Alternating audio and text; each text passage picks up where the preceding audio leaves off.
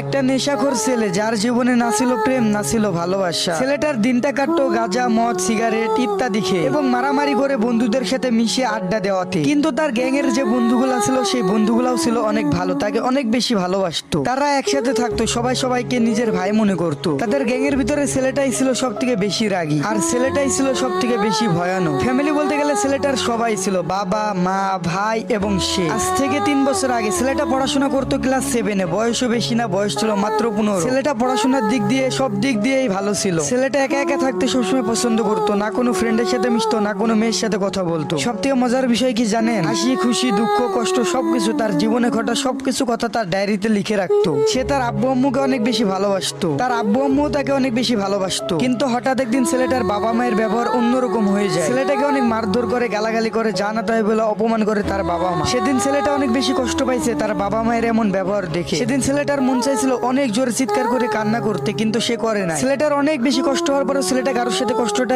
Share করতে পারে নাই। কার সাথে করবে? যাদের সাথে শেয়ার করবে তারাই তো তার পাশে এখন নাই। তার বাবা মা, তার আদরের ভাইটাকেও সে তখন কাছে পায়নি। তার বাবা মা তার আদরের ভাইটাকেও তার কাছে যেতে বারণ করে দেয়। ছেলেটা সোজা গিয়ে তার টেবিলে বসে ডায়েরিটাকে বের করে। ছেলেটা সবকিছু লিখতে শুরু করে তার ডায়েরিতে, যেগুলো তার সাথে একটু আগে ঘটলো। লিখতে লিখতে মনের অজান্তেই ছেলেটা কান্না করে দেয়। কিন্তু তার কান্না কেউ দেখে নাই। কে দেখবে? যারা দেখার তারাই তো তাকে বুঝে না। ছেলেটা হাজারো কষ্ট নিয়ে ভাবতে শুরু করলো, কেন আমার সাথে করলো এমন আমার বাবা মা। ছেলেটা কান্না করতে করতে ঘুমিয়ে গেল। ঘুম পারছে তো পারছে, তার ঘুম ভাঙেই না। 12টা বাজে তখন তার ঘুম ভেঙে যায়। ঘুম থেকে উঠে দেখে তার প্রিয় আম্মুটা, যে সবসময় তাকে জাগিয়ে তুলতো, সেও আজকে তাকে ঘুম থেকে জাগিয়ে তুলে নাই। এটা দেখে ছেলেটা আরো বেশি কান্না করে দেয় আর ভাবা শুরু করে, আসলে আমি কি ভুল করেছি, কি দোষ করেছি তার আমার সাথে এমন করতেছে। ছেলেটা অনেকক্ষণ ধরে কান্না করলো, নিজের কষ্টটারে বুকে চেপে রেখে খাওয়ার টেবিলে গেল খেতে, কারণ তার স্কুলের টাইম হয়ে গেছে। তখনই ছেলেটার বাবা মা তাকে বলে দেয়, তোর আজ থেকে এই বাসায় খাবার খাওয়া বন্ধ। তারপরে ছেলেটা কোনো কিছু না ভেবে চুপচাপ স্কুলে চলে যায়। তারপরে ক্লাসে গিয়ে প্রত্যেকটা ক্লাসে সে মায়ের খায়, কোনো ক্লাসে তার মন বসে না। সে হাজারো ভাবনা চিন্তা শুরু করে দেয়, কেন তার সাথে তার ফ্যামিলি এমন শুরু করছে। এমন করে শুরু হয়ে যায় ছেলেটার উপরে অত্যাচার। 3 দিন ধরে ছেলেটা কোনো খাবার খায় না। ছেলেটার অনেক বেশি কষ্ট হয়, সে তার ফ্যামিলিকে বুঝাতে পারে না, তার ফ্যামিলিও তাকে বুঝতে পারে নাই। ছেলেটা অনেক কষ্ট বুকে চাপা রেখে সিদ্ধান্ত নেয় সে আজই বাসা ছেড়ে দেবে, তার প্রিয় আব্বু আম্মুকে ছেড়ে সে চলে যাবে। সে কোনোভাবে দিনটারে পার করে। যখন রাত্রি হয় সে তখন বাসা থেকে বেরিয়ে আসে। সে ভাবে না যে সে কোথায় যাবে, না আছে কাছে টাকা, না আছে কোনো কিছু,